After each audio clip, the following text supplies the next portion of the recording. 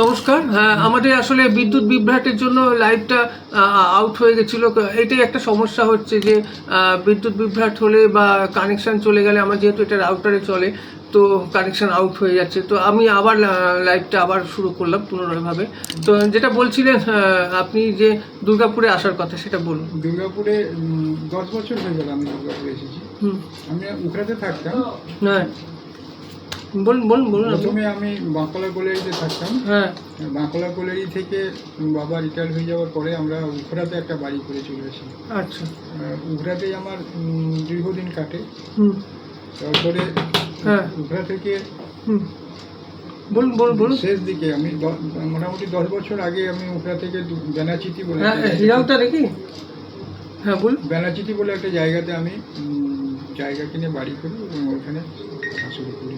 আচ্ছা এবং আমার শেষ চাকরি জীবনটা এই সিটি সেন্টারেই কেটেছে।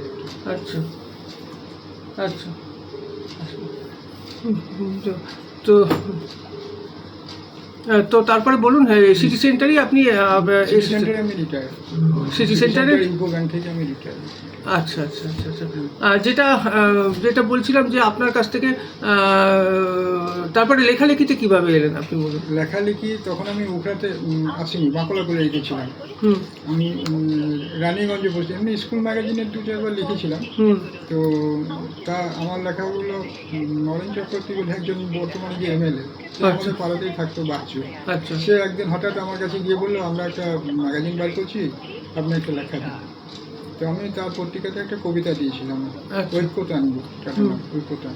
আচ্ছা ওটা উদ্বোধন করতে এসেছিলেন রামদুলাল বসু, ডক্টর রামদুলাল বসু, জহর বক্সি। আচ্ছা। সেটা কত সালে মোটামুটি? সেটা মোটামুটি ওই 82 সালে। আচ্ছা 82 সালে। বাহ, তারপরে ওই একটু জোরে বলুন। 82-83 সালে ওই পত্রিকার উদ্বোধন হয়েছিল। হুম। আমাদের উখড়া কুঞ্জবাড়ি ইনস্টিটিউশনে একটা হলে ওটা হয়েছিল। আচ্ছা। আর উদ্বোধন করতে এসেছিলেন ডক্টর রামদুলাল বসু, জহর বক্সি, হুম মনোজ চক্রবর্তী, এই সমস্ত মানে অধ্যাপকরা। আচ্ছা তো ডক্টর রামদুলাল বসু তখনই বলেছিলেন যে এই লিটল ম্যাগাজিনগুলো বেরোয় তো, স্থায়িত্ব বেশি দিন হয় না। ঠিক তাই, 3টে সংখ্যা বেরোবার পরে ওটা বন্ধ হয়ে গেল। আচ্ছা। বন্ধ হয়ে যাওয়ার পরে একদিন আমি একটা প্রেসে বসেছিলাম। হুম। সেই সময় আমার একটা বন্ধু চন্দ্রশেখর গুপ্ত, আচ্ছা। তার নাম, সে আমাকে বললো যে কী করছিস এখানে। বললাম যে বাচ্চু মানে নরেন পত্রিকা বার করছে। তো আমি বলছি যে না না, ওটা আর বেরোবো না, চল আমরা একটা বার করি। আচ্ছা। তখন ও, আমি এবং নবকুমারের ভালো নাম হচ্ছে শিবপদ ভান্ডারী। আচ্ছা এই 3 জনে মিলে আমরা এই অর্ণব পত্রিকা শুরু করি। আচ্ছা। বাহ। অর্ণব পত্রিকা শুরু করার পরে আমি দীর্ঘ 10 থেকে 12 বছর পর্যন্ত ওটা সম্পাদনা করেছিলাম। হুম, হুম, বলুন। হ্যাঁ, তবে বলুন। সম্পাদনা করার পর হুম আমাদের যে 90-এর দশক এলো, হুম 90 দশকে একটা মানে যারা যে কোনো জায়গায় যারা কাজ করেছে তাদের উপরে একটা চাপ চলে এলো। আচ্ছা কারণ ওই সময়ে যে গ্লোবালাইজেশন হলো, আচ্ছা। মডার্নাইজেশন, এই সমস্ত নানা রকম যে অর্থনীতিতে হলো, পরিবর্তন হলো। সেই পরিবর্তনের জন্য ব্যাংকে যারা কাজ করছিল তাদেরও একটু চাপ হলো এবং ম্যানুয়াল থেকে ধীরে ধীরে ওই কম্পিউটারাইজেশনের দিকে যায়। আচ্ছা। আর আমরা তখন, না, আপনি তখন ব্যাংকেই ছিলেন তো? আমি তো ব্যাংকেই প্রথম থেকেই ছিলাম, হ্যাঁ। কিন্তু ব্যাংকে আমরা ম্যানুয়ালি কাজ করতাম। আচ্ছা। সেটা কম্পিউটারাইজ হওয়ার পরে একটু অন্য ধরনের কাজ, আর সময়টাও কমে গেল। আমি সম্পাদনা ছেড়ে দিলাম, আচ্ছা। শিবপদ ভান্ডারীকে দিলাম। আচ্ছা। এবং আমার তখন প্রমোশন হলো, ট্রান্সফার হলো। আমি তখন বাইরে থেকে লেখালেখি করতাম, কিন্তু পত্রিকার সঙ্গে অতটা যোগ থাকলো না আর কি। যে অর্ণবের সঙ্গে আমি যুক্ত ছিলাম হুম সেটা যুক্ত ছিলাম। তো সেই সময় উগরাতে যারা আমার পরবর্তী যারা ছিল, যেমন কুন্তল দাস, দয়াময় দে, তারপরে আমাদের অরুণ কুমার দা, হুম চিন্ময় মুখার্জি, হুম এরা পত্রিকা বার করবার জন্য ইয়ে করলো। তো চিন্ময় দে নিজেই একটা পত্রিকা বার করলো, মধ্যাহ্ন। দয়াময় দে ইঙ্গিত, কুন্তল টুন্তল আমরা সবাই মিলে তখন মালঞ্চ সাংস্কৃতিক গোষ্ঠী, মালঞ্চ সাংস্কৃতিক গোষ্ঠী বলে একটা গোষ্ঠী করলাম উখড়াতে। আচ্ছা বাহ। এবং সেই মালঞ্চ সাংস্কৃতিক গোষ্ঠী, আচ্ছা আমি আরেকটি কথা বলছি, আমাদের সঙ্গে রয়েছেন অসিতদা রয়েছেন, অসিত বরণ, অসিতদা লিখছেন খুব খুব সুন্দর অনুষ্ঠান, মিহির আমাকে পেয়ে, মিহিরটাকে আমাকে পেয়ে, হ্যাঁ পেয়ে খুব ভালো লাগছে। হ্যাঁ অসিত বাবুকেও আমি ডাকছি, ওনাকে পাচ্ছি না, উনিও অনেকটা জানেন, ওই খনি অঞ্চলের অনেক একটা পত্রিকাও সম্পাদনা করতেন। হ্যাঁ ওনার মামা মানে অসিতের মামা আমার সঙ্গে পড়াশোনা করতো সাঁইথিয়া কলেজে, আচ্ছা সেই সূত্রে আমাকে ও মামা বলে। আচ্ছা। ওরাও একটা পত্রিকা বার করতো, দরজাটা দাও, দরজাটা দাও, হ্যাঁ অসিতরাও একটা ছোড়া থেকে একটা পত্রিকা বার করতো, হুম সেই পত্রিকার নাম ছিল ছন্দ। হুম এবং সেই সূত্রে আমার অসিতের সঙ্গে আবার ইয়ে হয়, এবং ও আমার সঙ্গে স্পেশাল বিয়ে বাংলাতে করেছিল আর কি, আচ্ছা আচ্ছা বাহ টিডিপি কলেজে। বাহ। তার মানে কি আপনি কি চাকরি পাওয়ার পরে হ্যাঁ, চাকরি পাওয়ার পরে এইগুলো পড়াশোনা করে করেছি। বাবারি সত্যিটাই খুবই প্রাণিত। আচ্ছা তারপরে বলুন, আচ্ছা আপনি কি শুধু মানে আমি বলছি যে তখন তো দুর্গাপুরেই থাকতেন না না, উখড়াতে? না, উখড়াতেই থাকতাম। আচ্ছা হুম আচ্ছা লাগবে না লাগবে না হ্যাঁ বলুন। ওই আমি উখড়াতেই থাকতাম, হ্যাঁ। দুর্গাপুরে এসেছি তো আমি শেষের দিকে এসেছি একদম। হুম হুম। তো তখন উখড়াতে থাকতাম, এবং প্রতি বছর ঝুলন পূর্ণিমার দিনে আমাদের একটা বিরাট অনুষ্ঠান হতো, হুম। মালঞ্চ সাংস্কৃতিক গোষ্ঠী সারা রাজ্যে গিয়ে আমরা ওখানে কবিতা পাঠের আসর বসাতাম আচ্ছা কোথায় উখড়াতেই? উখড়াতেই। আচ্ছা এবং ওই অঞ্চলে যারা ছিল, যারা সাহিত্যপ্রেমী ছিল, তারা প্রত্যেকেই মনে হয় ওখানে মানে এক এক সময় উপস্থিত থেকেছে। এখন যারা যেমন স্নেহাশিস মুখোপাধ্যায়, আচ্ছা তারপরে এখনো কি হয় অনুষ্ঠানটি? অনুষ্ঠানটি এবছরের রাখি বন্ধনটা হয়েছিল আচ্ছা। রাত্রিবেলায় ওটা আচ্ছা হয়নি। হ্যাঁ শ্যামল বাবু বলছিলেন, শ্যামল বাগদি বাবু এসেছিলেন আমার এখানে সাক্ষাৎকারে, তো তখন উনি বলছিলেন যে রাখি বন্ধনের কথা। রাখি বন্ধন, হ্যাঁ, শ্যামল আমাদের সঙ্গে ওতপ্রোতভাবে জড়িত ছিল। হুম শ্যামল ছিল, সাহেব ছিল, আচ্ছা এরা সবাই তখন আমাদের একসঙ্গে আমরা ওইখানে সাহিত্য আলোচনা করতাম। এবং প্রতি মাসে এই বর্ষাকালে প্রতি মাসের প্রথম রবিবারগুলোতে আমরা ওখানে বৃক্ষরোপণ করতাম আর কি, বাহ যাতে এই এখন যে বৃক্ষরোপণের মানে আলোচনাটা খুব বেশি হয়, তো আমরা আজ থেকে প্রায় 20 বছর আগে ওটা শুরু করেছিলাম। বাহ। হ্যাঁ, তো ওই উখড়াতেই শুধু উখড়াতেই। না? আপনার এই কাজটা কি শুধু উখড়া না কি আরো আশেপাশে যে আশেপাশে বাঁকুড়া বাঙ্কোলাতে তো আমার বাবা কাজ করতেন, বাঙ্কোলা কোয়ার্টারে আমরা থাকতাম। আচ্ছা উখড়া বাঙ্কোলা একদম লাগালাগি আর কি। আচ্ছা। তো উখড়ার সঙ্গে বাঙ্কোলার একদম আর কি কাছে। আশেপাশের জায়গাগুলোর কথা জায়গাগুলোর কথা একটু আমি বলছি যে, বলবো। হরিপুর, আমি হরিপুরের যে ছোড়া ব্রাঞ্চে ছিলাম, হুম। সে হরিপুর থেকে কালোমাটি বলে একটা পত্রিকা বেরোতো, ছন্দক বলে একটা আচ্ছা পত্রিকা। কালোমাটি পত্রিকা, হ্যাঁ, ও যার বাহ। সম্পাদক ছিল আমাদের সমীর মাঝি, আচ্ছা। এবং ইয়ে আর একটা কর্মকার ছিল আর কি। হুম। সেই কর্মকার এবং সমীর মাঝির মধ্যে কালোমাটি বার করতো। আর মনোবিনা চিঁচুড়িয়া বলে একটা গ্রাম থেকে এখনো বেরোয়, হুম। পিন্টু দেওয়াশী বার করে, ডক্টর পিন্টু দেওয়াশী, উনি আমাদের উখড়া কেপি ইনস্টিটিউশনের শিক্ষক। হুম। আর পাণ্ডবেশ্বর, হুম। পাণ্ডবেশ্বর তো হ্যাঁ অনেক দিন থেকেই সাহিত্য মানে অনেক ভালো ভালো সাহিত্যিক ওখানে আছেন, সমরেশ মণ্ডল, হ্যাঁ পাণ্ডবেশ্বর, হ্যাঁ। পাণ্ডবেশ্বরে যারা সমরেশ আছেন বাবু তারাও রয়েছেন। আমাদের সঙ্গে যুক্ত ছিল। এদিকে আচ্ছা। খাংরা থেকে আমাদের সাগ্নিক দেব ছিলেন, সাগ্নিক দেব, আচ্ছা ওনার মালঞ্চ সাংস্কৃতিক গোষ্ঠীর সঙ্গে যুক্ত ছিলেন। আচ্ছা আর খান্দা থেকে কথাকলি বলে আর একটা পত্রিকা বেরোয়, আচ্ছা কৌশিক অধিকারী যার সম্পাদক। আচ্ছা এরকমভাবে আর উখড়া থেকে যে পত্রিকাগুলো বেরোতে আমি মধ্যাহ্ন পর্যন্ত নাম করলাম। আচ্ছা এছাড়া আর একটা পত্রিকা ইঙ্গিত, ইঙ্গিত। ইঙ্গিতে দয়াময় দে পরবর্তীকালে, আচ্ছা অসিত বাবু লিখছেন যে কালোমাটি পরেশ কর্মকার হ্যাঁ, সম্পাদক। পরেশ পরেশ কর্মকার কর্মকার। পরে সম্পাদক হয়েছিল। হ্যাঁ হ্যাঁ হ্যাঁ। দুজনে বা আপনারা সকলেই দেখুন আমাদের আজকে স্বপ্নিল করিডোরে আয়োজিত সাহিত্য আড্ডায় আমাদের সঙ্গে রয়েছেন সত্য মিহুর কুমার মণ্ডল মহাশয়। আসলে আমি রবিবার লাইভটা করি, যেহেতু আমাদের আজকে পত্রিকা প্রকাশ হবে, সেই জন্য আমি অফিসে আজকে ছুটি নিয়েছি।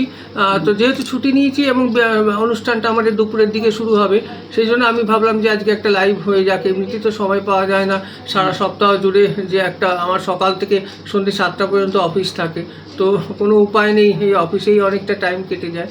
তো আপনারা দেখুন এবং আপনারা কিছু প্রশ্নও করতে পারেন। ব্যাঙ্গালোর থেকে দেখছেন আরেক দাদা, তিনি লিখছেন বা দারুণ। তো বলুন। তো এবারে আচ্ছা আমি একটা জিজ্ঞেস করছি, আমরা তো টাউনশিপে থাকি, আমাদের এই এলাকার আপনাদের যে এলাকাটা সম্বন্ধে কোনো একটা ধারণা নেই, আপনি যদি একটু ধারণা দিতে পারেন একটু বলুন না। মানে যে আমরা বলতে বুঝি যে ওই কলিয়ারি এলাকা বলতে বুঝি যে অন্ডাল, শুধু অন্ডাল বা উখড়া। হ্যাঁ অন্ডালে তো সেরকম কোলেরই কিছু নাই। আচ্ছা। অন্ডালের থেকে চারিপাশে ঘিরে যেগুলো আছে, কাজরা, উখরা, সিধুলি, এদিকে আচ্ছা। রানীগঞ্জের আশেপাশে যেগুলো রানীগঞ্জে আছে। রানীগঞ্জের চারপাশে যেগুলো আসানসোলেও আছে কিছু। আসানসোলের চারপাশে, আসানসোল তো পুরো আছে, আসানসোলে একটা কয়লা খনি অঞ্চল, রানীগঞ্জে একটা। হুম। তো এইগুলোতে আমার অন্ডালের পর থেকে আর কোনো কোলেরি নাই, আচ্ছা সবই এইদিকে একদম পাণ্ডবেশ্বর পর্যন্ত আচ্ছা। কোলেরি আছে। এগুলো কি সব কেন্দ্রীয় সরকারের অধিগ্রহণ? কেন্দ্রীয় সরকারে এখন অধিগ্রহণ, প্রথমে ওগুলো সরকারি আমল ছিল না, বেসরকারি ছিল। বেসরকারি ছিল। আমরা যখন আসি তখন বাঙ্কলা কোলারিটা বার্ড কোম্পানির কোলারি ছিল, হুম। আর চঞ্চনিটা মোহনলাল গোয়েঙ্কা ছিল কুমারডিটা, হুম। চঞ্চনি গ্রুপের ছিল শীতলপুর এই সমস্ত কোলারি, শঙ্করপুর কোলারি, গুরু গোপীনাথপুর, এগুলো ছিল উখরা জমিদারদের কোলারি, হাঙ্গা পরিবারের ভূমি। আচ্ছা। হ্যাঁ, তো সেগুলো কি এখন অধিগ্রহণ হয়ে গেছে? সবই অধিগ্রহণ, সবই এখন ইসিএল, ইস্টার্ন কোলফিল্ডস লিমিটেড। হুম। আমাদের পশ্চিমবঙ্গে যেগুলো আছে সবই ইস্টার্ন কোলফিল্ডস লিমিটেড। হুম। তার থেকে ওই যে বরাকরের কাছাকাছি লিনা কয়েকটা- দরজাটা বন্ধ কর ভালো করে। হ্যাঁ। বরাকরের কাছাকাছি যে কোলেরিগুলো আছে সেগুলো বিসিসিএল এর আছে, ভারত কোকিং কোল লিমিটেড। ধানবাদ ওইগুলো বেশিরভাগই ভারত কোকিং কোল লিমিটেড। রাঁচির ওইদিকে আছে আচ্ছা, সেন্ট্রাল তো আমি কোল বলছি যে লিমিটেড। দীর্ঘকাল ধরে তো মনে করুন কলিয়ারিতে কয়লা উত্তোলন করা হচ্ছে, হুম। তাই তো? তো হ্যাঁ। একটা সময় তো কয়লা শেষ হয়ে যাবে, তো এইটা কি চলছে? তো চলছেই মানে, না, এবং মোটামুটি এখনো ধারণা করা যাচ্ছে যে 100 বছর এই কয়লাতে চলবে। এত কয়লা মজুত আছে আছে? চারিপাশে, মানে বাঁকুড়াতে আগে শুনতাম, এখন আমি দীর্ঘদিন একটা না, কয়লা এখন কয়লা কিসে লাগছে? মূল্য এখন কি স্টিল উৎপাদন করতে? না, না। তো কয়লা তো এখন তো কয়লাতে- আমার তো গ্যাস চলে আসার পর গ্যাস উনুনের- সে কয়লার কতটুকু লাগতো, ওই যে আমাদের যে থার্মাল পাওয়ার গুলো আছে, আচ্ছা আচ্ছা, সেই থার্মাল হ্যাঁ, পাওয়ারে ঠিকই প্রচুর বলেছেন। কয়লা লাগে এবং কোথাও সেগুলোকে power- কোক কয়লা করে পাঠাতে হয় দুর্গাপুরে। কোক কয়লা তো BHP তে আসে, তেল লাগে। স্টিল প্ল্যান্টেও মনে হয় কয়লা আগে লাগতো, এখন তো অস্ট্রেলিয়া থেকে আসে মনে আসে হয়। অস্ট্রেলিয়া। হুম। কিন্তু আমাদের এখানেও ভালো ভালো কয়লা আছে, সেগুলো না করে অস্ট্রেলিয়া থেকে এনে কস্ট বেশি করাচ্ছে, অনেকে তাই বলে আর কি। আচ্ছা। হ্যাঁ, আর না, সেই যে আমি এছাড়া- আমি একটু অন্য প্রসঙ্গে যাচ্ছি। যে মাটি থেকে যে উত্তোলন করা হয় সেটা তো র কোক না, নাকি? সেটা কোক নয়, কিন্তু সেই কয়লা আমরা ব্যবহার করি, আমরা আচ্ছা রান্নার কাজে আগে তো ব্যবহার করতাম। সেই আচ্ছা, কয়লা- ওইটাই র হ্যাঁ, বলছেন। সেই কয়লাও অনেক থার্মাল প্ল্যান্টে চলেছে। আর পানাগড় থেকে আমাদের সঙ্গে দেখছেন দেবব্রত মুখার্জি। দেবব্রতদা অনেক শ্রদ্ধা ও ভালোবাসা, দেখুন আমাদের সঙ্গে রয়েছেন বিশিষ্ট সাহিত্যিক এবং আমাদের বিশিষ্ট কবি মিহির কুমার মণ্ডল মহাশয়। হ্যাঁ।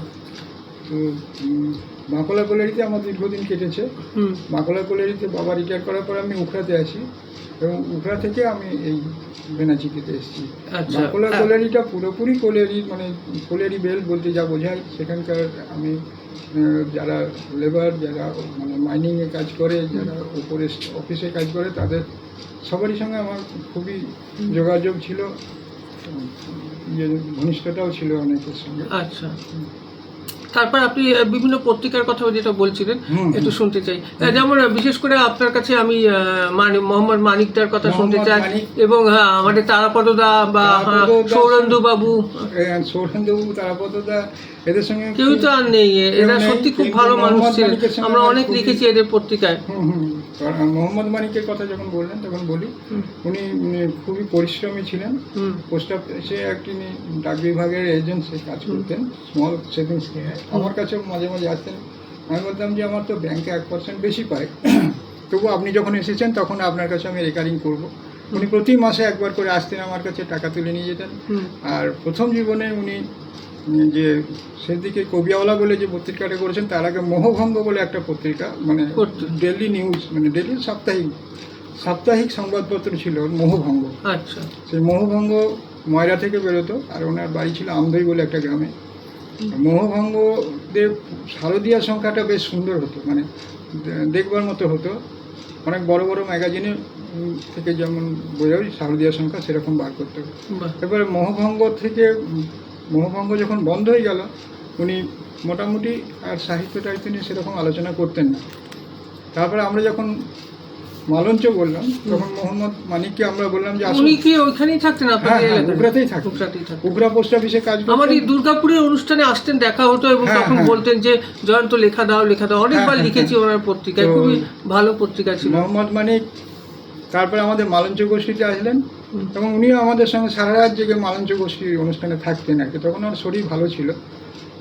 তারপরে মোহাম্মদ মানিকের কাছে যখন মানবেন্দু রায়ের হলো, তখন ওনারা মানবেন্দু রায় ওনাকে দিয়ে কবিওয়ালা বলে একটা পত্রিকা হ্যাঁ বার করেছিলেন। কবিওয়ালা খুবই উৎকৃষ্ট মানের পত্রিকা ছিল, হ্যাঁ হ্যাঁ যে কটি কবিওয়ালা সংখ্যা হয়েছে পত্রিকা। খুবই ভালো, এবং ওনার শ্রেষ্ঠ লিটল ম্যাগাজিন পুরস্কার একবার পেয়েছিল। আচ্ছা, হ্যাঁ কবিওয়ালা খুবই ভালো পত্রিকা ছিল, হ্যাঁ, সত্যি তাই। কবিওয়ালা। খুবই ওনার কথা এই মনে পড়লে মানে কিন্তু খুবই হঠাৎ খারাপ চলে লাগে। গেছেন, ওই জন্য আমাদেরও খারাপ লাগে। হুম আমার সঙ্গে মাঝে মাঝে ফোনে কথা হতো। হুম আমি যখন উখরা ব্রাঞ্চে ছিলাম তখন 5টার পরে এসে আমার সঙ্গে অনেকক্ষণ গল্প করতেন। হুম।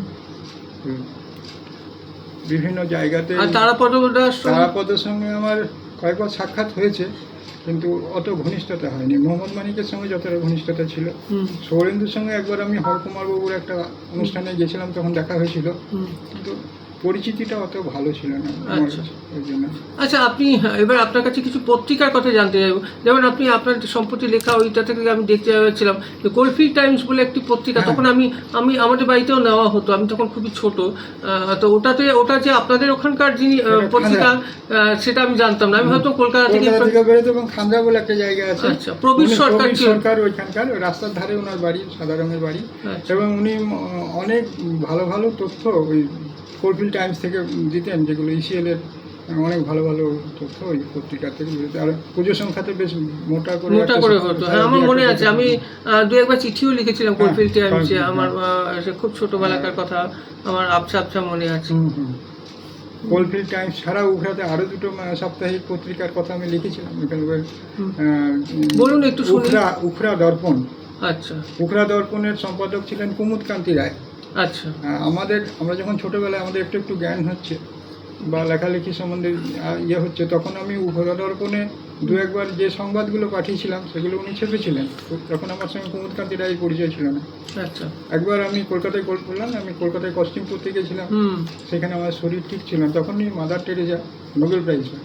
আচ্ছা। যখন একদিন আমি চলে গেলাম মাদার টেরেজার কাছে, তখন তো এত ভিড়ভাড়টা হতো না। উনি আমার সঙ্গে সই দিলেন, লিখলেন গড ব্লেস ইউ বলে। সেটা আমি কোলফিল্ড উখড়া দর্পণে পাঠিয়ে দিলাম। উখড়া দর্পণ সেটা ছেপেছিলেন। আচ্ছা, বাহ, খুবই ভালো।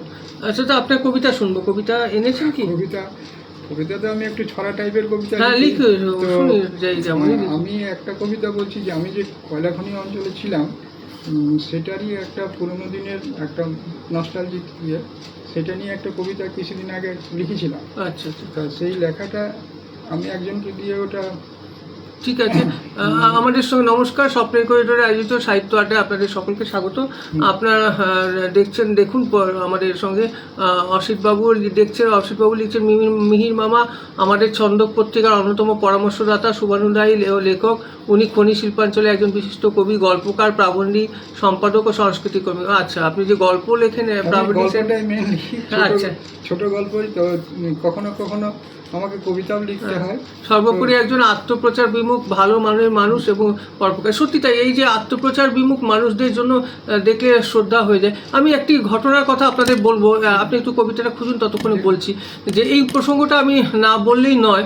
ইদানিং আমি একটি দেখলাম যে মানুষের মধ্যে কীরকম রেষারেষি চলছে।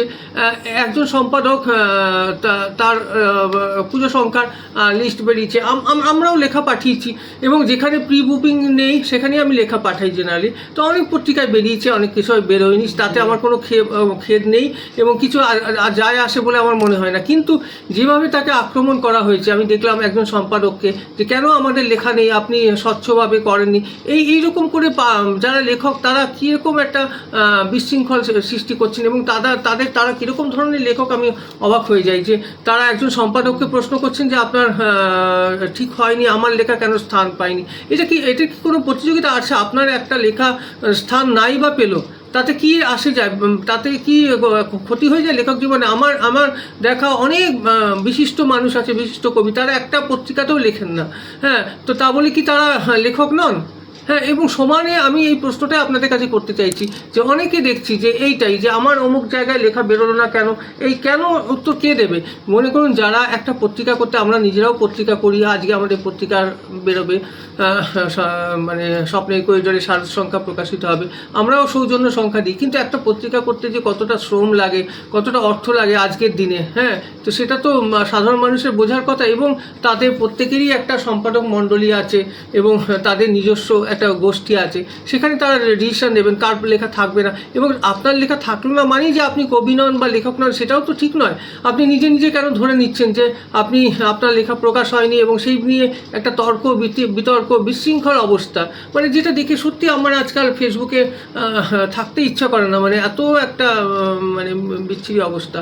তো যাই হোক, আপনার কবিতা শুনি। আচ্ছা, আমি এই কোলিয়ারিতে ছিলাম, আমি দীর্ঘদিন কোলিয়ারিতে ছিলাম, তো সেই নিয়ে এক এক সময় নস্টালজিক হয়ে যায় খুব। তো সেই একটা কবিতা আমি লিখেছিলাম, জীবনের বৈভব। বাসা ছিল মাইনার্স কোয়ার্টারে, এক সারিতেই 10টা পরিবার, ব্যস্ততম লুপ লাইনের ধারে, একটু দূরে তালবাগানের পাড়। পু ঝিকঝিক রেলগাড়িটা আসে, পু ঝিকঝিক রেলগাড়িটা এলে ছুটে এসে নির্নিমেষ চাইতাম, কালো ধোঁয়ার কটুগন্ধ ভুলে মনের সঙ্গে বিমানে ধাইতাম। সমুখ দূরে বিশাল বড় মাঠ, বাবুই বনে সবুজ ঘন ঘাস, দূরে বসত শনিমঙ্গল হাট, ছবিগুলি হৃদয় পদ্মে বাস।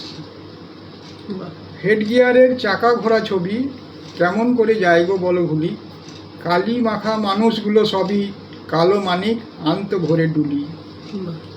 বাসাগুলো ছিল না গো বড়, সাঁঝের বেলা টিমটিমে সেই আলো, বইটা খুলেই হতাম সবাই জড়ো, পড়ার থেকে গল্প হতো ভালো। আজও আঁকি কোলিয়ারির শৈশব, আজও এসব জীবনের বৈভব। বাহ, সত্যি তাই, আমাদের খুব নস্টালজিক করে। তখন এত আমাদের ঘর খুব ছোট ছিল, তবু আমাদের মানে আন্তরিকতার অভাব ছিল না। এখন সত্যি তাই, আমাদের একদম শৈশবের ছবি। শৈশবের ছবি কেমন ছিল কোলিয়ারির আমাদের জীবন। আচ্ছা, আর কিছু শুনি লেখা, আর কি আছে? আপনি কি কোনো ডায়েরি এনেছেন লেখা? হ্যাঁ, এখানেই যা আছে আমি। আচ্ছা। আর এই যে আমার যে বয়স হয়েছে, তো বয়স হলে সেটা একটা যে মানুষের মনে ইয়ে হয়, সেটা নিয়ে লিখছিলাম। তো সেটাই বলছি। এখন বয়স হলে মাঝে মাঝে বিবেক আমার কাছে আসে, পাশে বসে উপদেশ দেয়, গম্ভীরভাবে বলে, বয়স হলে শান্ত থাকা অভ্যাস করতে হয়, বয়স হলে অবহেলা সহ্য করতে হয়, বয়স হলে বঞ্চনাও মেনে নিতে হয়।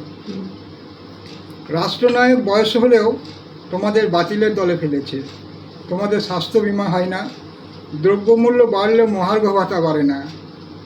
বিবেক আবার বলে, ক্রোধ নয় গো, বয়স হলে সংযম অভ্যাস করে। বাহ, ভালো, ঠিকই বলেছেন, সত্যি একটা।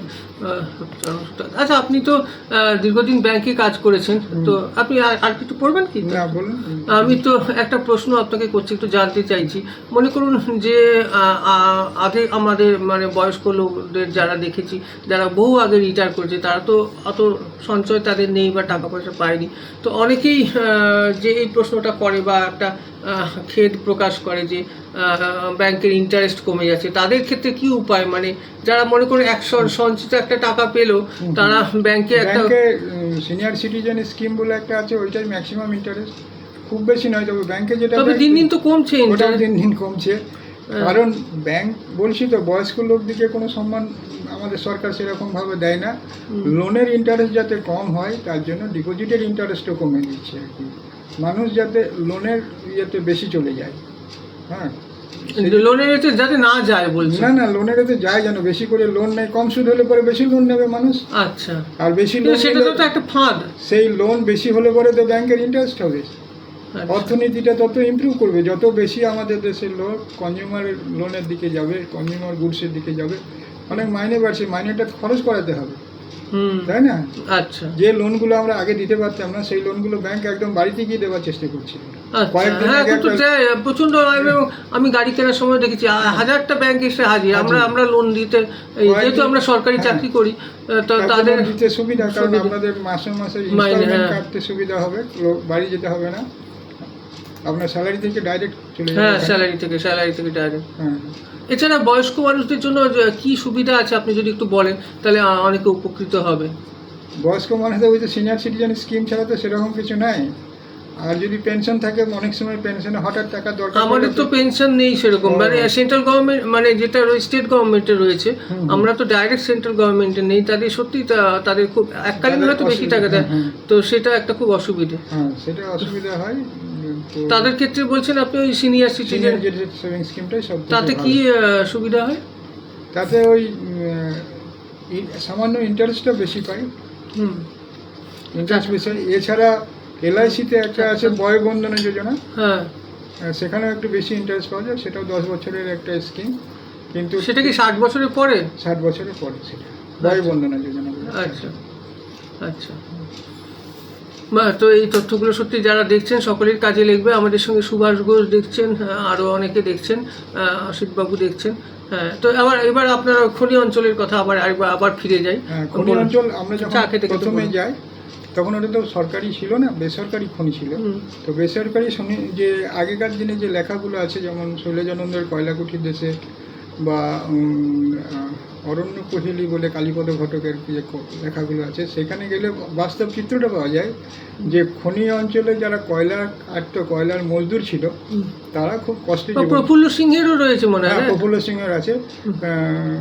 খুব ভালো একটা খুব উপন্যাস। কষ্ট করে জীবন যাপন করতো। হুম। এবারে কয়লা খনি যখন রাষ্ট্রীয়করণ হলো, তখন সবাই ভাবলো যে এবারে লেবার যারা শ্রমজীবী অসিতবাবু লিখেছেন উকরা কুঞ্জ বিহারী ইনস্টিটিউশনে সার্ধ শতবর্ষ উপলক্ষে একটি ছোট্ট কবিতা লিখেছিলেন, যার ব্যাপ্তি ও দায়বদ্ধতা সত্যি অতুলনীয়। যারা চলে যায় তারা যায়, আমাদের তো থেকে যায় তাই বিবেকবাহিত সামাজিকতা। অসিতবাবু সত্যি, অসিতবাবু খুবই মনে রাখেন, এবং অসিতবাবু আমি দেখেছি সকলের সম্বন্ধেই খোঁজ খবর রাখেন ভীষণ ভীষণ। উনি একটু অন্য রকম লিখেছিলাম। মনে আছে কি আপনার লেখাটা? লেখাটা ওই 4 লাইনই আছে। যে যায় সে যায়, যারা রয়ে যায় তাদেরই তো থেকে যায় দায়, বিবেকবাহিত মানবিকতা। আচ্ছা, এটা আমি যখন মানে অ্যাসিস্ট্যান্ট ম্যানেজার থেকে ম্যানেজারের পরীক্ষা দিচ্ছি, তখন আমার যারা ইন্টারভিউ বোর্ডে ছিলেন তারা বলছেন যে আপনার কোয়ালিফিকেশন এত বিচিত্র কেন? মানে কী বিচিত্র বলুন? না, আপনি অঙ্কে অনার্স নিয়ে পাস করলেন, ব্যাঙ্কিংয়ে CIB করলেন, MBA করলেন, আবার বাংলা পড়তে গেলেন কেন? না, আমি একটু লেখালেখি করি। লেখালেখি করেন? তাহলে একটু বলুন তো দেখি আপনার কবিতা। আমি তো মনে তো নাই। তো আমি এই কবিতাটা তখন বলছিলাম, তো ওনারা খুব হাসছিলেন, বলছে আপনার তো প্রমোশন হবেই, একটু আপনাকে মজা করলেন। আচ্ছা, যারা লেখালেখি করে তাদের একটা সম্মান কিন্তু থেকেই যায়। আমার একটা অ্যাসিস্ট্যান্ট ম্যানেজার ছিলেন তরুণ দত্ত, উনি গল্প করছিলেন যে জানো তো আমি তো লেখালেখি করি, আমি তখন প্রথম ব্যাংকে ঢুকেছি, তো আমার কী সুবিধা হলো বলো তো? আমার কী হলো? ইন্টারভিউর সময় যিনি ইন্টারভিউ নিয়েছিলেন তিনি বললেন, তরুণবাবু আপনার লেখা আমি পড়েছি। আমি তো অবাক হয়ে গেলাম, কী করে পড়লেন? না, TDP কলেজের যে একটা অনুষ্ঠান হয়েছিল, তাতে যে ম্যাগাজিনটা বেরিয়েছিল, আপনার লেনিন কবিতাটা আমি পড়েছি। খুবই সুন্দর কবিতা। তরুণদা খুবই ভালো লিখতেন, তার মেয়ে এখন আনন্দবাজারে লেখে, মধুরিমা দত্ত নাম।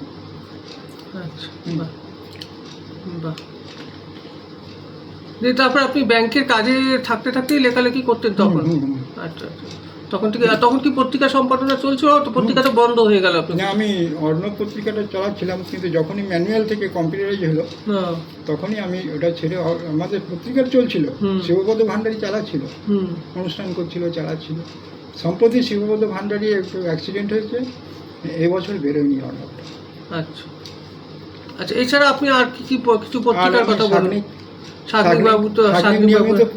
দেবাশিস বন্দ্যোপাধ্যায়, ও নিয়মিত পত্রিকা বার করে এবং খুবই সাহিত্যপ্রেমী। হ্যাঁ, দেবাশিসদার লেখাতে পত্রিকাতে এবার আমার লেখা বেরিয়েছে। ওই জায়গাটা থেকে ও ওরকমভাবে সাহিত্য মানে করে যাচ্ছে। এছাড়া আমাদের কুন্তল দাস বলে একজন আছে, কিছুদিন ও লেখালেখি থেকে একটু অবসর নিয়েছিল, কিন্তু আবারও ভালোভাবে লিখছে। অরুণ দা, হ্যাঁ, অরুণ বাবুর সঙ্গে আমার আলাপ আছে। আচ্ছা, উনি তো ব্যানার্জিতেই থাকেন বলে না? উভয়তে থাকতেন, আমাদের মালঞ্চ গোষ্ঠীর, এবং আমার অর্ণব পত্রিকা। উনিও কি একটা স্কুলের টিচার? হ্যাঁ, উনি নবগ্রাম প্রি প্রাইমারি স্কুলের হেড টিচার। আচ্ছা, এবারে দয়াময় দে খুব সুন্দর আঞ্চলিক কবিতা লেখে। আচ্ছা, আমাদের মালঞ্চ গোষ্ঠীর সঙ্গে যে সৌরভ বন্দ্যোপাধ্যায় এখন যুক্ত হয়েছে। আচ্ছা, সৌরভ বন্দ্যোপাধ্যায় বাবু আমার অনুষ্ঠানগুলো দেখে এবং ইয়ে করে। আপনার যে অনুষ্ঠানগুলো হয়েছিল তা আমার কাছে পাঠিয়েছে সব, আমি ওগুলো খুব ভালোভাবে দেখেছি। সৌরভ বন্দ্যোপাধ্যায় আমাদের মালঞ্চ সাংস্কৃতিক মঞ্চে সবসময় লেখালেখি করে, এবং বিভিন্ন জায়গা থেকে যদি কোনো ভালো কবিতা পায় আমাদের সাংস্কৃতিক মঞ্চে উনি, হ্যাঁ, উনি অনেক ওনাকে আমি বলেছি আমাদের সাক্ষাৎকারে আসার জন্য। উনিও বেশ অনেক খবর টবর রাখেন, দেখেছি।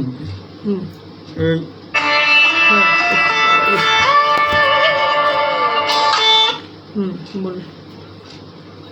এবারে আমি কাজরা, কাজরাতেও চিত্রকূট বলে একটা পত্রিকা আছে এবং আরও একটা পত্রিকা আছে, সেখানকার মনোজ চক্রবর্তী, তারপরে কি লায়েক, আর একজন লায়েক, পুরো নামটা মনে পড়ছে না, ওরা সবাই কিন্তু খুব সাহিত্যপ্রেমী। অনেক সময় আমাদের মালঞ্চ বিশ্বজিৎ লায়েক কি? বিশ্বজিৎ লায়েক না, অমর লায়েক। আচ্ছা, অমর লায়েক, ওনারা উখড়াতে আসতেন। দিব্যেন্দু শর্মা, ওরাই আমাদের মালঞ্চ সাংস্কৃতিক মঞ্চে এসে অনেক সময় আড্ডা দিতেন।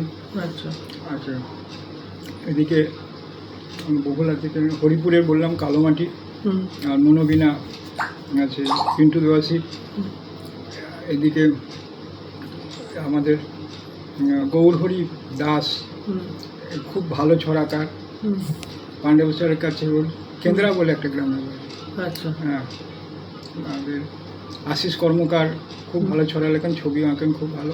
আচ্ছা, এরা সব সাহিত্যপ্রেমী। মানে সাহেবও তো আছে। সাহেব তো আছেই, সাহেবের তো শ্যামা পত্রিকা গোবিন্দপুরে, এবং সাহেব আমার খুবই ঘনিষ্ঠ। সাহেব এসেছিল আমাদের সাহেব এসেছিল, এবং সাহেব খুব ভালো ছেলে, ছবিও খুব ভালো আঁকে, সঞ্চালনা ভালো করে। এবং সাহেব আমার যখন চোখ অপারেশন হয় তখন ছুটি ছুটি আমাকে দেখতে চলে গেছিলো। বিভিন্নভাবে সাহেব আমার সঙ্গে যোগাযোগ রাখতো। আমি বানাজিতে আসার পরে একটু ওদের সঙ্গে যোগাযোগটা কম হয়েছে, কিন্তু আমি উখড়া যাই, এখনও উখড়া যাই। ওদের কোনো অনুষ্ঠান হলে, মালঞ্চে যে 3টে অনুষ্ঠান হলো সেই 3টে অনুষ্ঠানে আমি যাই। এখন যে আমি দুর্গাপুরে আছি, দুর্গাপুরেও আমি আম্রকুঞ্জ বলে একটা রবীন্দ্র চর্চা কেন্দ্র আছে, তার সঙ্গে আমি যুক্ত, এবং একটা সাহিত্য পত্রিকা, শিল্প সাহিত্য গোষ্ঠীর সঙ্গে যুক্ত। এগুলোর সঙ্গে আমি যুক্ত আছি। আচ্ছা, তারপরে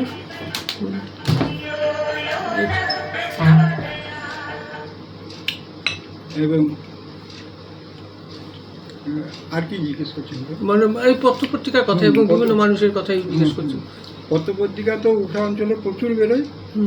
আর আপনার কি নিজস্ব কোনো গ্রন্থ বা সেটা করেছেন? এটা তো করা উচিত, আপনি বলছিলেন যে সেটা করেননি, কিন্তু কতগুলো সংকলন বেরিয়েছেন বললেন। হ্যাঁ, কতগুলো কবিতা নিয়ে একটা সংকলন বেরিয়েছিল, সেইটা কবিতা এবং গল্পের আপনি বলছিলেন না? মানবেন্দু রায় ওটা ইয়ে করেছিল, সম্পাদনা করেছিল। আচ্ছা, ওটার সঙ্গে আমার ইয়েও ছিল, বরুণচন্দ্র পালও ছিলেন আমার সঙ্গে। আচ্ছা, হ্যাঁ, আর যে পত্রিকাগুলো যেমন কথামুখ সৌরন্দী চট্টোপাধ্যায়, উদ্যোগ্র সুকুমার উইদাস, উষার আলো, মহেশ মণ্ডল, এগুলো পাণ্ডবেশ্বর থেকে। সোনালী দুঃখ, অমরেশ মণ্ডলের, চট্টোপাধ্যায়, আচ্ছা, শব্দপক্ষ সৌরভ বন্দ্যোপাধ্যায়, রামানুজ মুখোপাধ্যায়, ওরা মামাকুটি, অফিসার্স কলোনি, নতুনডাঙ্গা থেকে বেরোতো। গণমঞ্চ, এগুলো আপনি আমাদের পত্রিকার যে লেখাটা লিখছেন তাতে দেবেন? দেবো, এগুলো সব দেবো। শুভযাত্রা আছে, সৃজন আছে, শ্যামল বাগদি, জীবনের পথে সৃজন, শ্যামল ওই ছিল, তারাপদ হাজরা, শ্যামা সাহেব চট্টোপাধ্যায়, এগুলো সব আছে আর কি। আমরা সত্যি তাই, এটা আমি অবাক হয়ে যাই যে আমরা খনি অঞ্চলকে একটু অবহেলার চোখে দেখে মানুষ, কিন্তু এত পত্রিকা, এত সমৃদ্ধ লেখক লেখিকা, সেইভাবে আমি কি বলছি প্রচারের আলোয় কিন্তু আসে না। না, আমি যখন ছোট ছিলাম তখন রণজিৎ সরকার, মানে উনি একটা স্কুলের হেডমাস্টার ছিলেন, ওনার বহু লেখা বেরিয়েছে, এবং ওনার যে আমাদের যে নারায়ণ সান্যালের যে উপন্যাস সুতনুকা একটি দেবদাসী নাম, সেটাকে নাট্যরূপ করে তিনি বেতারে পাঠিয়েছিলেন, এবং বেতারের কয়েকবার অভিনয় হয়েছিল। আচ্ছা, হ্যাঁ, খুব মানে বলিষ্ঠ লেখক। শচীন বন্দ্যোপাধ্যায় অনেক পুরোনো, আমরা যখন ছোট ছিলাম তখন থেকে দেখি ওনার গুলমোহর ক্লাবে একটা সাহিত্য আড্ডা বসতো। গুলমোহর ক্লাবের অনুষ্ঠান আমিও গেছি কয়েকবার। উনি কলকাতার যত বিখ্যাত ঔপন্যাসিক লেখক সবাইকে প্রায় নিয়ে এসেছিলেন। তারাপদদাও তো যুক্ত ছিলেন? তারাপদদা শেষের দিকে যুক্ত ছিলেন, তখন শচীন বন্দ্যোপাধ্যায় চলে গেছেন। আচ্ছা, আচ্ছা, বাহ। ওনারা 1 বছর খুব বড় করে অনুষ্ঠান করেছিলেন। একবার আমি গেছিলাম, তারপদদা করেছিল। আচ্ছা, আপনার লেখালেখি সম্বন্ধে এবার শুনবো, যে আপনি ছড়া শুনুন, আর কি কবিতা বা কিছু অনুগল্প কিছু আছে কি? হ্যাঁ, ওটাতে একটু সময় লাগবে। আচ্ছা, আচ্ছা, আচ্ছা। এছাড়া আপনি তার মানে গল্প, প্রবন্ধ আর কবিতা, এই 3টেই লেখেন? হ্যাঁ, গল্প প্রবন্ধ করি। আর ছোটোবেলাতে তখন ওই রবীন্দ্রনাথের ছুটি, কাবুলিওয়ালা, এগুলোকে আমি নাট্যরূপ দিয়ে বাচ্চা ছেলেদেরকে নাটক করাতাম। আচ্ছা, হ্যাঁ, তখন একটা ছিল, অভ্যাস ছিল এগুলোকে নিয়ে ছোটোদের নিয়ে। আচ্ছা, আচ্ছা, বাহ। তো যাই হোক, আমরা প্রায় অনুষ্ঠানের শেষের পর্যায়ে চলে এসেছি। তো আপনি এই এলাকার কিছু মানুষদের নিয়ে বলুন যে এই দুর্গাপুর অঞ্চলের যারা বিশিষ্ট দুর্গাপুর অঞ্চলে আমি তো কিছুদিন হলো যুক্ত হয়েছি। বিশিষ্ট সাহিত্যিক বিশিষ্ট সাহিত্যিক আমাদের পূর্ণবাবু তো আছেনই আমার হ্যাঁ, সঙ্গে। পূর্ণবাবু। আমার একটু মানে আমি যখন আমার ছেলে স্কুলে পড়তো তখন আমি স্কুলের ম্যানেজিং কমিটির মেম্বার হয়েছিলাম। নিয়ে ঘনিষ্ঠতাটা আরও বেড়ে যায়, প্রায় বন্ধুর মতো হয়। আমি যখন- পূর্ণবাবু কালকেও ফোন করেছিলেন, আপনার কথা বলছিলেন। আমি যখন উবরায় ট্রান্সফার হয়ে এলাম, উবরা ব্রাঞ্চটা আমি যখন ওপেন করলাম, তখন আমি স্কুলকে বললাম যে আমি আপনাদেরকে 20টা ফ্যান দেবো। একটা স্কিম এসেছে, আমি আপনাকে 20টা ফ্যান দেবো। এটা কি আপনাদের ব্যাংকের থেকে নাকি? হ্যাঁ, ব্যাংকের থেকে আমি দিয়েছিলাম তখন। আর তারপরে আমার ছেলে যখন বেরিয়ে গেল, তারপর থেকে তো খুবই যোগাযোগ হলো। এবং পূর্ণবাবুকে আমি বললাম রিটায়ারমেন্টের পরে ব্যাংকের টাকাটা আমাদের রাখবেন, আমাদের ওখানে আপনি পেনশনটা নেবেন। আমার কথা রেখেছিলেন। আর এখন আমি পূর্ণবাবু আছেন আর খানরা কলেজের বাংলার হেড অফ দ্য ডিপার্টমেন্ট যে আছেন আমাদের সন্তোষ কুমার বিশ্বাস, ডক্টর সন্তোষ কুমার বিশ্বাস, ওনাদের সঙ্গে আমার যোগাযোগ হয়েছে এবং ওনাদের অনুষ্ঠানে গিয়ে আমার খুব হয়তো আনন্দ আমরা হয়। কোন যে অনুষ্ঠান আমি যেতে পারি না, অনেকবার হ্যাঁ, আমাকেও বলে, আমার খুব বাড়িতেও আনন্দ হয়। এসছে অনুষ্ঠানে, অনেকবার এসেছেন। অনেক অজানা জিনিস আমার মনে হয় যেন আমি কিছুই জানি না, আর ওই সব জিনিস জেনে আমার খুব আনন্দ হয়। ডক্টর মানে আপনার একটা সুবিধা এখন যেহেতু কাজ থেকে অবসর হয়েছে, হ্যাঁ, কিন্তু আমাদের এই ডিউটি কাজে সকাল থেকে সন্ধ্যে পর্যন্ত অফিসে করতে করতেই জীবন শেষ হয়ে যায়, আর কোথাও যাওয়া হয় না। আর 7টার পর আর কোথাও যেতে ইচ্ছে করে না। আমারও তাই। হ্যাঁ, সুচিন্ত চট্টরাজ আছেন, উনি, হ্যাঁ, হ্যাঁ, ভালো। অচিন্ত না, সুচিন্ত চট্টরাজ, সুচিন্ত ওনার চট্টোপাধ্যায়। দুটো তাহলে বই- অচিন্ত কবিরাজ মনে হয়। হ্যাঁ। আচ্ছা আচ্ছা। উনি ওই যে রবীন্দ্রনাথের উপরে যারা গবেষণা করছেন এবং খুব নাম করা যেমন চিত্রশিল্পী নিয়েছিলেন সুশোভন অধিকারীকে কয়েকদিন আগে, আচ্ছা। তাদের সঙ্গে আলাপ আলোচনা করা হলো। একটা ফিজিক্সের ভালো মানে ফিজিক্সের খুবই নাম করা ইনি প্রিন্সিপাল ছিলেন, ভাইস চ্যান্সেলর ছিলেন বিশ্বভারতীর, ওনাকেও নিয়ে এসেছিলেন। মানে এই যে সাহিত্যিক এরা লব্ধ প্রতিষ্ঠ সাহিত্যিক, তাদের সঙ্গে বসে তাদের সঙ্গে এবং সম্মেলন করে আর্ট নিয়েও একটা হয়েছিল, হ্যাঁ। সেমিনার হয়েছিল, আমাকে বলেছিল, আসলে যাওয়া হয়নি। হ্যাঁ, হ্যাঁ। নানান তো এই শারীরিক সেমিনারগুলোতে গেলে পরে খুবই আনন্দ হয়, অনেক জিনিস জানতে পারি। শিল্প সাহিত্য অনুষ্ঠানে আমি যাই মাঝে মাঝে, কারণ আমার বাড়ি খুব কাছে আছে রাজনঘাটি ইয়েতে, এগুলো শুনতে পাই। আর নিজের মনে দু একটা কিছু লিখি। আর রেডিওতে যে পত্র পত্রিকা পাঠায়, রেডিওতে আপনার প্রাত্যহিকীতেও আমার অনেকবার চিঠি পড়েছে। তাছাড়া বুধ সকাল বলে একটা আছে, এইসব জায়গাতে পাঠাই। আর একটা আমি যে ফেসবুকের একটা গ্রুপ আছে লাল পলাশের পথে, আচ্ছা। যার বেশিরভাগই মেম্বার শান্তিনিকেতন থেকে পাস করেছে, তাদের সঙ্গে যুক্ত করছি। এই আমার এখন আর কি অবসর টাইমের। আচ্ছা, অসিতবাবু লিখেছেন বা এগুলো তো আপনি বললেন না যে উনি রবীন্দ্রনাথ ঠাকুরের রক্তকরবী নাটকের সঙ্গে কয়লাখনি জীবন ও সাযুজ্য খুঁজেছেন এক ওনার এক প্রবন্ধে। একটা প্রবন্ধ আমি লিখেছিলাম, আমি রক্তকরবী যখন পড়ছি, রক্তকরবী বহুবার পড়েছি, কয়লাখনি নিয়ে আমি ওনাতে একটা অন্য ভাবধারায় নিয়েছিলাম। সত্যি রক্তকরবী কত আধুনিক। এই যে আমি কলেজে গিয়ে দেখি, কলেজে মানুষের পরিচয় আর নাই, মানুষের কি একটা ম্যান নাম্বার দিয়ে দিচ্ছে। আমার মনে হয় সব জায়গাতেই তার নামের থেকে ম্যান নাম্বারটা বেশি গুরুত্ব হয়ে গেছে। ঠিক অনেক দিন আগে যারা শ্রমিক ছিল, রবীন্দ্রনাথ ঠাকুরের শ্রমিকদের 47-এর খ, 69-এর ঙ, সেই মানুষটার নাম ভুলে গেছে কিন্তু ওই নাম্বারটা মনে রাখছে, তাই না? মানুষের পরিচয়কে বিলুপ্ত করে দিয়ে তাকে একটা করে সংখ্যাতে নিয়ে আসছে। তারপরে যে মাটি কেটে কয়লা আনছে, সেই কয়লাতে তারা ঠিকমতো জিনিসটা পাচ্ছে না, তাদেরকে ভোলাবার জন্য মদের ব্যবস্থা করা হচ্ছে, তাদেরকে ভোলাবার জন্য উৎসবের ব্যবস্থা করা হচ্ছে, ধ্বজা পুজো, এই সমস্ত পুজো, এখন কালী পুজো, দুর্গা পুজো, এই সমস্ত পুজোর মানে তাদেরকে ঠেলে দিচ্ছে, যারা তাদের নিজেদের অধিকারের কথাগুলো ভুলে যায়। এই জিনিসগুলো আমি অনেক দিন আগে একটা পত্রিকাতে লিখেছিলাম। বাহ, তো আপনার সেই প্রবন্ধগুলো সংগ্রহ করে তো একটা বই করতে পারেন। করতে পারি, অনেকেই বলেছে, কিন্তু সেরকম খুব একটা হয় না। আমি একবার একটা জায়গাতে একটু ধাক্কা খেয়ে গেছি, বুঝলেন তো। একজন বলেছিল যে এই প্রবন্ধের বন্ধ করে দেন একটা বইতে, সে টাকা পয়সা নিয়ে চলে গেছে। বুঝলেন তো? বুঝেছি কি, বুঝলেন তো? হ্যাঁ। তো সেই জন্য আমি এটা থেকে একটু সরে এসেছি। না না না, সত্যি তাই, বিভিন্ন মানুষ তো আমার সঙ্গে তার খুবই ঘনিষ্ঠতা ছিল। এবং আচ্ছা, আমি তাকে বুঝেছি অনেক যার help কথা করেছি। বলেছেন, হ্যাঁ। আপনি কার কথা বলছেন তার সম্বন্ধে এটা রয়েছে, আমি বুঝেছি। হ্যাঁ, তাকে আমি হেল্পও করেছিলাম অনেক। হ্যাঁ। আমি যখন ওখরা ব্রাঞ্চে ছিলাম হ্যাঁ। তাকে দুটো আমি লোনও করে দিয়েছি। সেই মানুষটি অনেকের সাথে প্রতারণা করেছে এবং আমি নাম সেই জন্য বলতে আমাকে চাইছি কেউ না। যদি বলে আমার একটু ভয় লাগে, ওই জন্য সেটা এখন কলকাতায় চলে গেছে। হ্যাঁ, হ্যাঁ।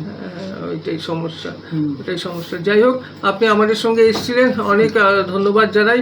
আসলে আমাদের আজকে পত্রিকা প্রকাশ অনুষ্ঠান হ্যাঁ, আছে, জানি আমি। আপনাকে আসতে হবে বিকালবেলা। আপনি হয়তো আসতে পারবো না। না না, কেন আসতে পারবে না? আমি এসেছি তো। আচ্ছা, তো কিছু সময়ের জন্য আসবেন, দেখবো, একটু আমি চেষ্টা একটু করবো। সামনে তো, আপনি তো দুর্গাপুরে, এই হ্যাঁ, নয় আসানসোল থেকে লোকরা এসেছেন। হ্যাঁ, জানি, আমি অনেকক্ষণ চেষ্টা পর পূর্ণবাবু মনে হয় জয়েন করেছেন, এতক্ষণ পর পূর্ণবাবুকে নিয়ে অনেক কথা হলো, অথচ আমরা প্রায় অনুষ্ঠানে শেষের দিকে আছে। পূর্ণবাবুকে নিয়ে দু চার কথা বলুন, যখন পূর্ণবাবু হ্যাঁ, কে দেখতে বললাম পাচ্ছেন। তো, পূর্ণবাবু আমাকে সেদিনকে আমরকূঞ্জেতে সাক্ষাৎ, হ্যাঁ। যাওয়ার জন্য উৎসাহিত করেছেন এবং সেখানে গিয়ে আমি একটা অন্য জগতের সন্ধান পেয়েছি। হুম। আমি এখন বললাম না, গীতাঞ্জলি আমি প্রতিদিন সকালে পড়ি এবং যখন পড়ি যে যে কবিতাটা আজকে পড়ে একটা মানে অর্থ পেলাম, পরের দিন দেখলাম যে না, অন্যরকম অর্থ হতে পারে এটা। সত্যি। এইবারে রবীন্দ্রনাথের গান সত্যি খুব হ্যাঁ, অসাধারণ। খুব অসাধারণ। রবীন্দ্রনাথ নিজেই বলেছিলেন যে আমার কবিতা মানুষ ভুলে যাবে কিন্তু গানটা থেকে যাবে, গানটা বলে। এবং এবং সেখানে মানুষ, প্রত্যেক মানুষ নিজেকে খুঁজে পায়, হ্যাঁ, হ্যাঁ। নিজের সুখ দুঃখ রাগ অভিমান সবকিছুই খুঁজে পায়। এই জন্য আমি আমার আমরকুঞ্জে যাওয়ার পরে আমাদের পাড়ারও কয়েকজন যারা খুব ভালো রবীন্দ্রসঙ্গীত গায় তাদেরকে বললাম যে তোমরা যুক্ত হও।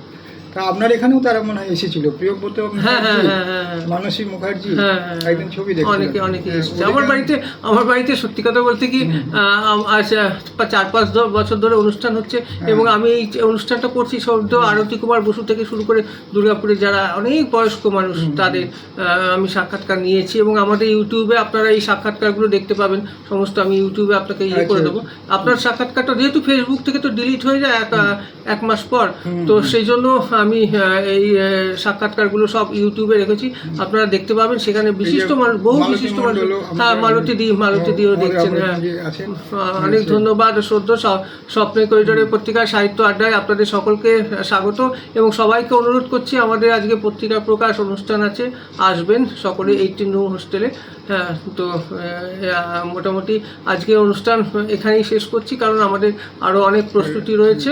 হ্যাঁ, তো দাদা, হ্যাঁ, কিছু বলবেন? ভবিষ্যতে যদি আমরা কখনো অনুষ্ঠান করি, আচ্ছা। সেটা আমাদের পাড়াতে যদি হয়, আচ্ছা। নিবেদিতা প্লেসে, আচ্ছা। অথবা যদি উখড়াতে হয়, তাহলে আমরা আপনাকে বলবো। আচ্ছা, আমি চেষ্টা করবো। আসলে করবেন। আমি খুবই অসুস্থ, কারণ- অনেকে জানে না, আমি এর মধ্যেই 2 বার হাসপাতালে ভর্তি ছিলাম। আচ্ছা, আচ্ছা। তো সেগুলো অনেকেই জানে না, আমার নানা রকম শারীরিক অসুস্থতা রয়েছে।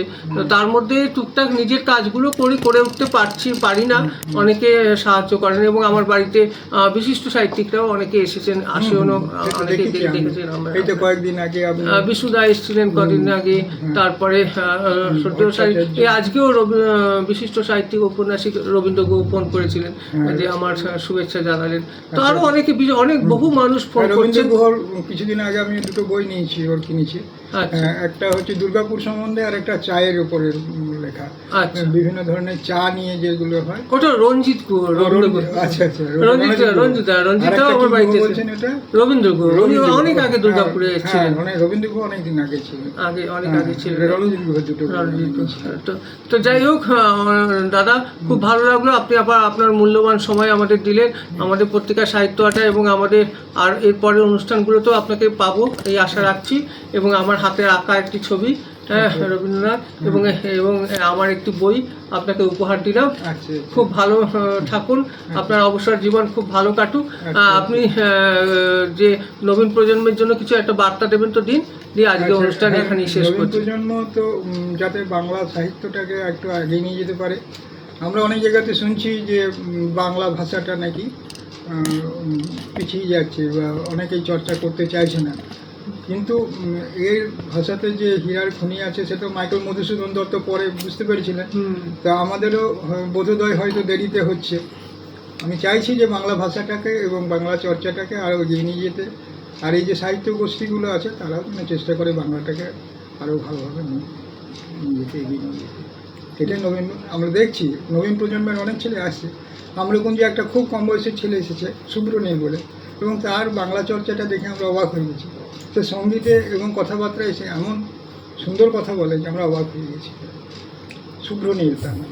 আচ্ছা। হ্যাঁ, তাই জন্য চাইছি যে আমরা বেশিরভাগ সময় দেখছি যে আমাদের ছেলেগুলোকে বাংলা মিডিয়ামে না পড়ে ইংলিশ মিডিয়ামে পড়াচ্ছি, যাতে তাদের চাকরির ক্ষেত্রে সুবিধা হয় বা বিদেশে যেতে সুবিধা হয়।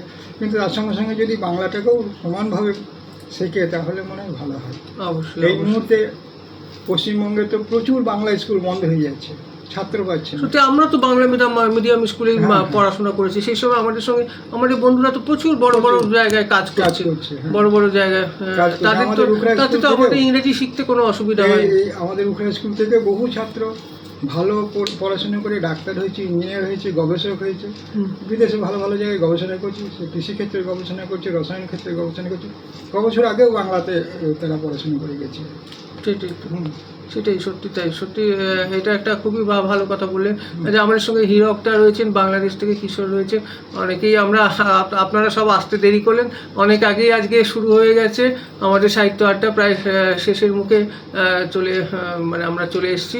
তো সকলকে আমি শুভেচ্ছা জানাচ্ছি, আন্তরিক ধন্যবাদ জানাচ্ছি, এবং আবারও বলছি যে যারা আজকে আমার জন্মদিনে শুভেচ্ছা বার্তা পাঠিয়েছেন, হয়তো আমি সকলকে উত্তর দিতে পারছি না, যেহেতু আমাদের আজকে পত্রিকা প্রকাশ অনুষ্ঠান। আমি খুবই আপনাদের শ্রদ্ধা ভালোবাসায় আমি খুব ভীষণ আপ্লুত, এবং আপনাদের এই ভালোবাসা যেন সবসময় আপনারা থাকে আমাদের সাথে এবং আমাদের এগিয়ে নিয়ে যেতে সাহায্য করে। আমি আজকের অনুষ্ঠান এখানেই শেষ করছি।